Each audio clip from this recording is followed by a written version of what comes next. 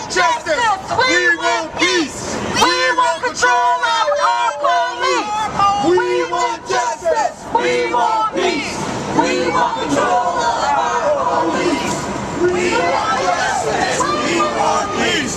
We want control of our police. My name is Nathan Fields, and without any doubt, I have been a victim of police crimes in a terrible way.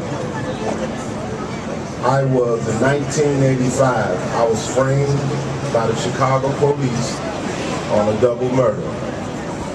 Based on that framing, it led to my being sentenced to the death penalty. I spent a total of 11 and a half years on Illinois death row for a crime I didn't commit. The total amount of time that I spent in prison for this crime was 17 years and 11 months.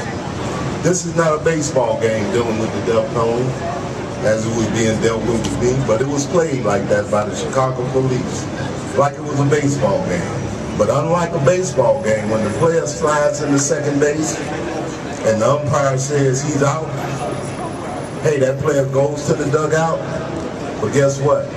He can come back out. They can look at further review and say, hey, guess what? We made a mistake. So that man can come back on the field and go back to second base.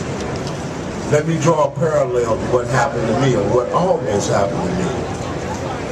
The parallel is, you can't make a mistake with the death penalty. You can't bring a man back from the graveyard.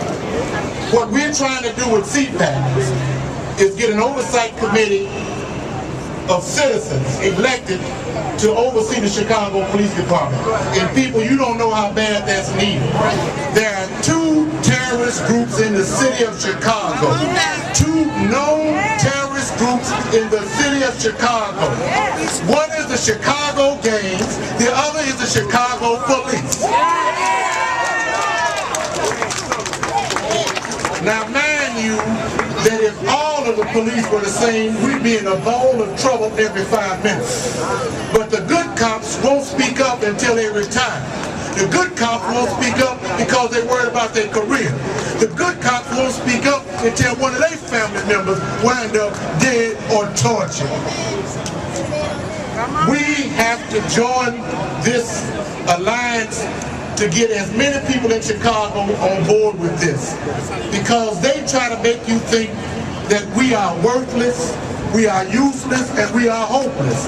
They do that by fear. The gangs want you to fear, the police want you to fear.